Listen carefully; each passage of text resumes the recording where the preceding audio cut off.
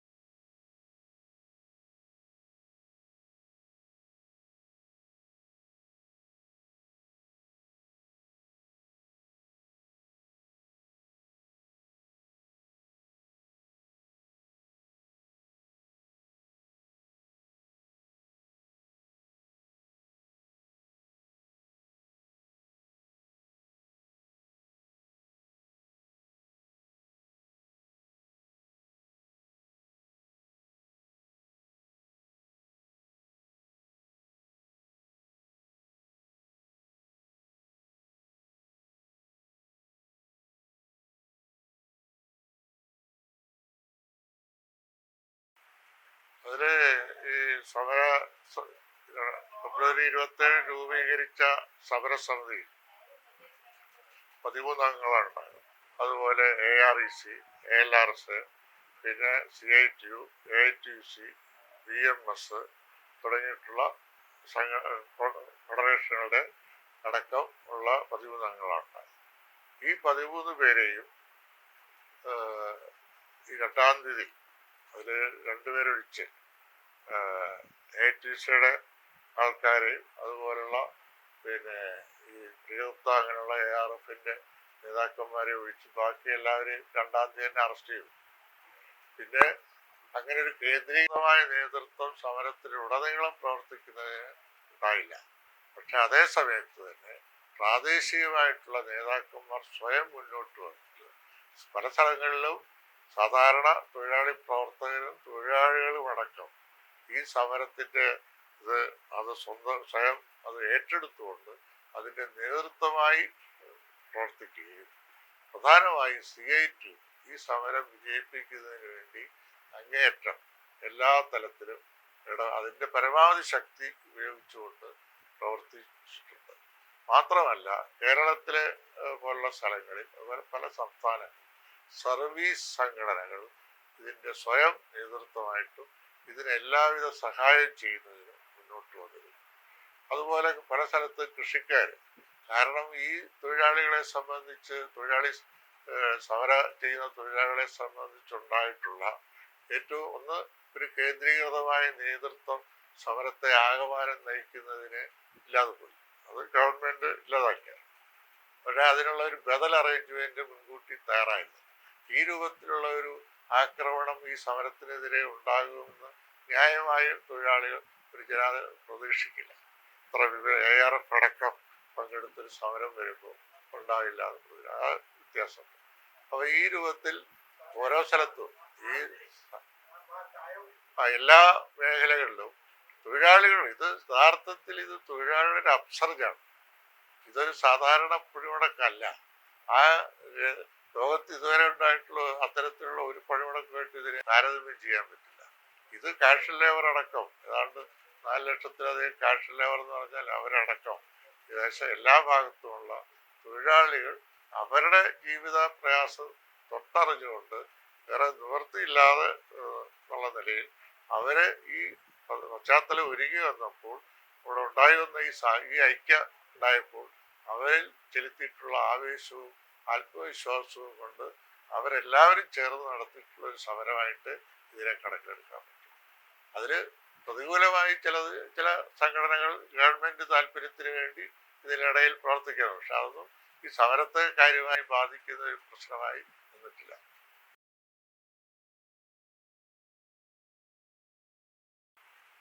Southern റെയിൽവേയിലെ Mazdoor union ഇതില് നല്ല പങ്ക് വഹിച്ചിട്ടുണ്ട്. ശിവായമായിരുന്നു എനിക്ക് ജനറൽ സെക്രട്ടറി. BREന്റെ സോണൽ തലത്തിൽ ആയിരുന്നു നമ്പ്യാർ. അതുപോലെ അന്നത്തെ ജനറൽ സെക്രട്ടറി പെരുവിനായക സ്വാമി, രാമദാസ് അന്ന് അസിസ്റ്റന്റ് ജനറൽ സെക്രട്ടറിയാണ്. പിന്നെ പാലക്കാട് ഡിവിഷനിലെ ഈ NCCRSന്റെ ഡിവിഷണൽ ജോയിന്റ് കൺവീനർ എന്ന് പറയും. അതിൽ മസ്തൂർ യൂണിയന്റെ P. രാമേന്ദ്രൻ മസ്തൂർ യൂണിയന്റെ ഡിവിഷണൽ സെക്രട്ടറി ആയിരുന്നു. BREന്റെ TV രാമദാസ് ജോയിന്റ് കൺവീനർ, 2 കൺവീനർമാരായിട്ട്. ബാക്കി എല്ലാ സംഘടനകളും ഞങ്ങളൊക്കെ മെമ്പർമാരായിട്ടുള്ള അതില് 2-ാം തീയതി തന്നെ ഞങ്ങളെയൊക്കെ അവിടെ അറസ്റ്റ് ചെയ്തു. അതിൽ റണ്ണിങ് സ്റ്റാഫിന്റെ 2-ാം തീയതി ഫസ്റ്റ് ഇതില്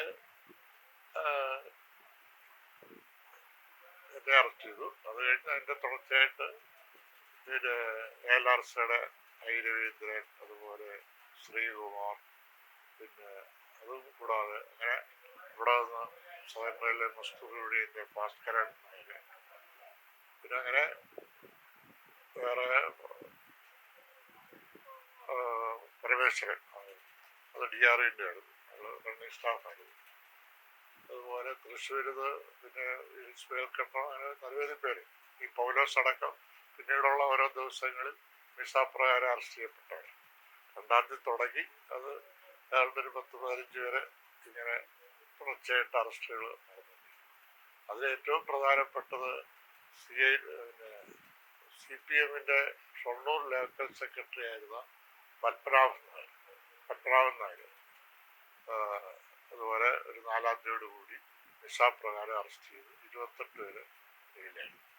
അതുപോലെ പാലക്കാട് നിന്ന് CV കുഞ്ചിപ്പ, അതും ലോക്കൽ കമ്മിറ്റി CPM, അതുപോലെ ട്രേഡ് യൂണിയൻ നേതാവ്, അതുപോലെ MS ഗോപാലകൃഷ്ണൻ.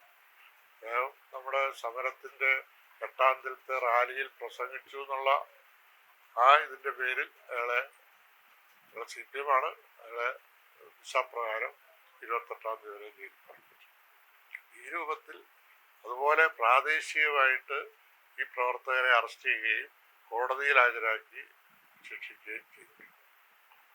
പിന്നെ അങ്ങനെ അതുപോലെ തന്നെ ഇതുവരെ ഇല്ലാത്ത രൂപത്തിലുള്ള ഒരു വലിയ, അതായത് ഒരു യുദ്ധം നടത്തുന്ന മാതിരിയാണ് ഗവൺമെന്റ് ഇതിനെ കണ്ടത്. വീട് കുടിയിറക്കുക, വെള്ളവും വൈദ്യുതിയും വിച്ഛേദിക്കുക, അതുപോലെ പിടിച്ചുകൊണ്ടുപോയി മർദ്ദിക്കുക, ഈ രൂപത്തിൽ ഉള്ളൊരു പോലീസ് അർദ്ധസൈനിക വിഭാഗങ്ങൾ എല്ലാം ചേർത്തുകൊണ്ടുള്ള ഒരു ഇതാണ് ഈ സമരത്തെ സംബന്ധിച്ചുണ്ടായിട്ടുള്ളത്. പക്ഷെ അതിനെയൊക്കെ ധീരതയോടുകൂടി നേരിട്ടുകൊണ്ടാണ് ഈ സമരം മുന്നോട്ട് കൊണ്ടുപോകുന്നത്.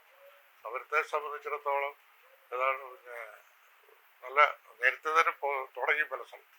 2-ാം തീയതിക്ക് ശേഷം 3, 4, 5 തീയതി അറസ്റ്റ് കഴിഞ്ഞപ്പോൾ അതിനുള്ള പ്രതികരണമായിട്ട് പല വർക്ക്ഷോപ്പുകളിലും നേരത്തെ സമരം അങ്ങനെ തുടങ്ങിയതിൻ്റെ.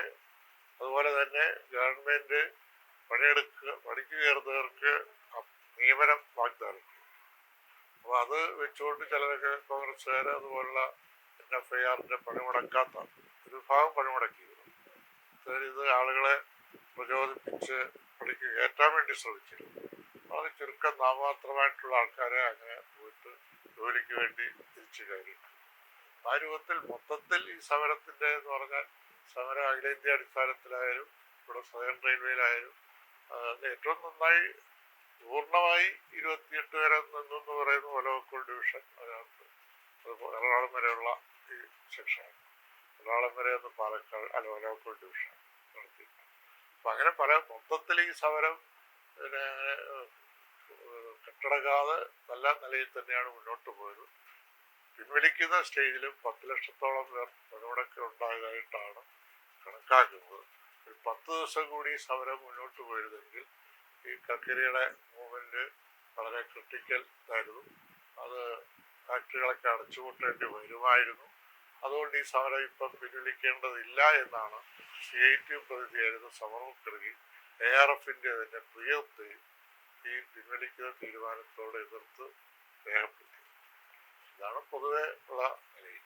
ഈ 20 ദിവസം നീണ്ടു വന്നു എന്നുള്ളത്, ഇത്രയധികം 20 ലക്ഷം പേര് പങ്കെടുത്തു എന്നുള്ളത്, അത് തന്നെ ഈ ലീഡർഷിപ്പിന്റെ ഒരു അഭാവത്തിലും അത് സമരം വളരെ ശക്തമായി മുന്നോട്ട് പോയി എന്നുള്ളത് തീർച്ചയായിട്ടും ഒരു ചരിത്രമായിട്ടുള്ള ഒരു ഐതിഹാസികമായിട്ടുള്ള ഒരു സമരമായിട്ട് തന്നെ കാണണം. മാത്രമല്ല സമരത്തെ തുടർന്ന് അന്ന് ഉന്നയിച്ചിരുന്ന ആവശ്യങ്ങൾ അത് പൂർണ്ണമായി നേടിയെടുക്കാൻ കഴിഞ്ഞു എന്നുള്ളത് ഈ സമരത്തിന്റെ ശരിമയും അതിന്റെ വിജയത്തെയുമാണ്. അതിനെ തുടർന്നാണ് ശമ്പള പരിഷ്കരണത്തിന്റെ കാര്യത്തിലായാലും ബോണസ് അനുവദിച്ചു. കാഷ്വൽ ലേബർ റെയിൽവേ തന്നെ പുതിയ തസ്തികകൾ സൃഷ്ടിച്ചു. നിലവിലുള്ള ഒഴിവുകളനുസരിച്ച് ചെയ്യല്ല. എത്ര കാഷ്വൽ ലേബർ ഇപ്പോൾ നിലവിലുണ്ടോ ആ കാഷ്വൽ ലേബറുടെ എണ്ണം, അതായത് ഒരു 3 വർഷം ഇത്ര ആൾക്കാരെ അവിടെ നിയോഗിച്ചിട്ടുണ്ടെങ്കിൽ അതിനുള്ള തസ്തിക ഡീകാഷ്വലൈസേഷൻ കൊണ്ടുവന്ന് അവരെ സ്ഥിരപ്പെടുത്തി.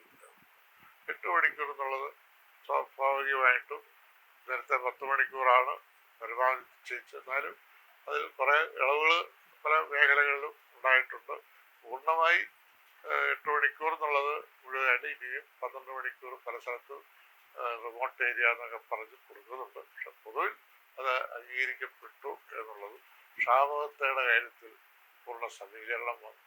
ശമ്പളത്തെ സംബന്ധിച്ച് പിന്നീട് വന്ന ശമ്പള കമ്മീഷനിൽ മെച്ചപ്പെട്ട ഫിക്സേഷൻ ഉണ്ടായി. 5-ല് 40% കിട്ടി, 6-ല് 54% കിട്ടി, 7-ലാണ് പിന്നെ കുറവ് വന്നിട്ടുള്ളത്. അതുപോലെ പെൻഷൻ ആനുകൂല്യങ്ങൾ വളരെ ഉദാരവൽക്കരിക്കപ്പെട്ടു. ഇന്ന് ഒരു പെൻഷനറുടെ പിന്നെ ഇതുപോലും, അതായത് ആശ്രിതർക്ക് പോലും, അതായത് വിധവയായിട്ടുള്ള മക്കൾക്കടക്കം ഒരു സ്ഥിരമായിട്ട് പെൻഷൻ കിട്ടുന്ന രൂപത്തിൽ, ഇതൊക്കെ ഈ നേരത്തെ ഞാൻ പറഞ്ഞതുപോലെ വലിയ തൊഴിലാളികളുടെ വലിയൊരു ആങ്കറാണ്, വലിയൊരു രോഷമാണ്, അവരുടെ വലിയൊരു ഇതാണ് പൊട്ടിപ്പുറപ്പെട്ടത് എന്നുള്ളത് കൊണ്ട് തന്നെ അതിൻ്റെ സൂചന ഭരണകൂടത്തിന് മനസ്സിലാക്കേണ്ടി വന്നു. അത് പരിഹരിക്കുന്നതിനാവശ്യമായിട്ടുള്ള നടപടികൾ സ്വീകരിക്കേണ്ടി വന്നു എന്നുള്ളത് വളരെ പ്രധാനപ്പെട്ട കാര്യമാണ്. അതാണ് 74 സമരത്തെ സംബന്ധിച്ചിടത്തോളം അതിൻ്റെ പ്രാധാന്യം.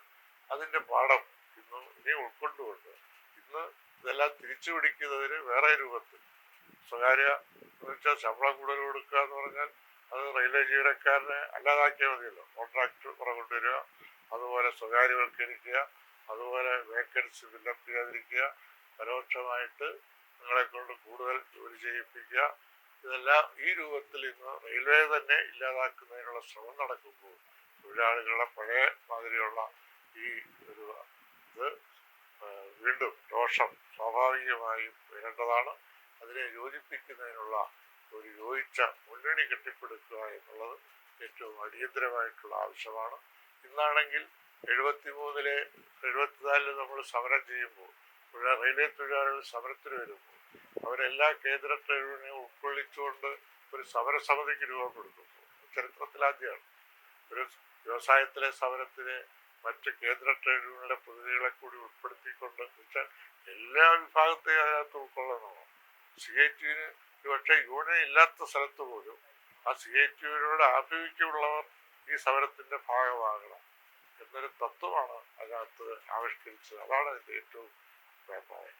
എന്നാൽ ഇന്ന് നമ്മുടെ ട്രേഡ് യൂണിയൻ രംഗത്ത് നോക്കുമ്പോൾ ഒരു ഘട്ടത്തിൽ PMS ഉൾപ്പെടെ സമ്പൂർണമായ ഐക്യം ഗവൺമെൻറ് നയങ്ങളെ ചെറുക്കുന്ന കാര്യത്തിലുണ്ടായി, സമരങ്ങളുണ്ടായി. പക്ഷെ റെയിൽവേ തൊഴിലാളികൾക്ക് അതിനോട് ചേർന്ന് നിൽക്കാൻ കഴിഞ്ഞില്ല എന്നുള്ളത് സ്വാഭാവികമായും ഈ 74 സമരത്തിൻ്റെ പാരമ്പര്യം നമ്മൾ ഓർക്കുമ്പോൾ അതൊരു പോരായ്മയായി തന്നെ അവശേഷിക്കുന്നുണ്ട്. അന്ന് റെയിൽവേയിലെ ഈ ഐക്യം ഒരു അഭൂതപൂർവമായ സംഭവമായിരുന്നു. ഇന്ന് രാജ്യവാസകര തൊഴിലാളികൾ ഒന്നിക്കുമ്പോൾ, എല്ലാ സംഘടനാ വ്യത്യാസവും ഒന്നിക്കുമ്പോൾ, അന്നത്തെ ഈ ഐക്യത്തിൻ്റെ സൃഷ്ടാക്കൾക്ക് ആ പാഠം ഉൾക്കൊണ്ടുകൊണ്ട് തങ്ങൾക്കിടയിൽ പൂർണ്ണമായ ഐക്യമുണ്ടാക്കി ഇതിനെ ചെറുക്കാൻ കഴിയില്ല എന്നുള്ളത് തീർച്ചയായും ചിന്തിപ്പിക്കേണ്ട ഒന്നാണ്. നമ്മളെ സംബന്ധിച്ച് വളരെ ഗൗരവമായി എടുക്കേണ്ട ഒരു സംഗതിയാണ്. അങ്ങനെ ഐക്യം സൃഷ്ടിച്ചാൽ അതിനുള്ള ഇന്നത്തെ നിലയിൽ നമ്മുടെ സംഘടനാ കഴിവ് ഓരോ സംഘടനയ്ക്കും വർദ്ധിച്ചിട്ടുണ്ട്. ഇതെല്ലാം കൂട്ടിച്ചേർക്കപ്പെടുകയാണെങ്കിൽ, ആ ഒരു ആത്മവിശ്വാസം തൊഴിലാളി കൊടുക്കാൻ കഴിയുകയാണെങ്കിൽ ഈ നയങ്ങളെ, രാജ്യത്തെ തന്നെ നയങ്ങളെ നിയന്ത്രിക്കുന്നതിൽ, മാറ്റുന്നതിൽ തൊഴിലാളികൾക്ക് ഒരു സമ്പൂർണമായ പങ്ക് വഹിക്കാൻ കഴിയും, ആധിപത്യം ചെലുത്താൻ കഴിയും. ആ നിലയിൽ വരുന്നതിന് വേണ്ടിയിട്ടുള്ള പരിശ്രമങ്ങളാണ് 74 സമരത്തിൻ്റെ സുവർണ ജൂബിലി ആഘോഷിക്കുമ്പോൾ തൊഴിലാളികൾക്ക് സംബന്ധിച്ചിടത്തോളം, തൊഴിലാളി പ്രവർത്തകരെ സംബന്ധിച്ചിടത്തോളം അവരുടെ സമര വാർഷികം എന്ന് പറയുന്നത് ഒരു ആചരണമല്ല, നേരെ മറിച്ച് അവരുടെ ദൃഢപ്രതിജ്ഞ പുതുക്കേണ്ടുന്ന, കഴിഞ്ഞ കാലത്ത് നമ്മുടെ ഇന്ന് അനുഭവിക്കുന്ന അവകാശങ്ങൾക്ക് വേണ്ടി പൊരുതിയിട്ടുള്ളവരെ ഓർക്കുന്നത് ഇന്നത്തെ പ്രവർത്തനം, ഇന്നത്തെ നമ്മുടെ പ്രശ്നങ്ങൾ കൂടുതൽ വേഗതയിൽ, കൂടുതൽ നല്ല നിലയിൽ ഈ നയങ്ങളെ ചെറുത്തുകൊണ്ട്, പരാജയപ്പെടുത്തിക്കൊണ്ട് നമ്മുടെ ജീവിതം മെച്ചപ്പെടുത്തുന്നതിന്, ഒരു സമത്വപൂർണമായ യോഗം സൃഷ്ടിക്കുന്നതിന് തൊഴിലാളി വർഗത്തിൻ്റെ പങ്ക് ഉറപ്പിക്കുന്ന തരത്തിലുള്ള പ്രവർത്തനങ്ങൾക്ക് വേണ്ടി പുനരർപ്പണം ചെയ്യുക എന്നുള്ളതാണ് അതിൻ്റെ കടമ എന്ന് ഞാൻ വിചാരിക്കുന്നു. ആ നിലയിൽ ഈ സുവർണ ജൂബിലി ആഘോഷം അതിൻ്റെ ഉദ്ദേശത്തിന്, അത് ഉദ്ദേശപ്രാപ്തിക്ക് സഹായിക്കട്ടെ എന്ന് മാത്രം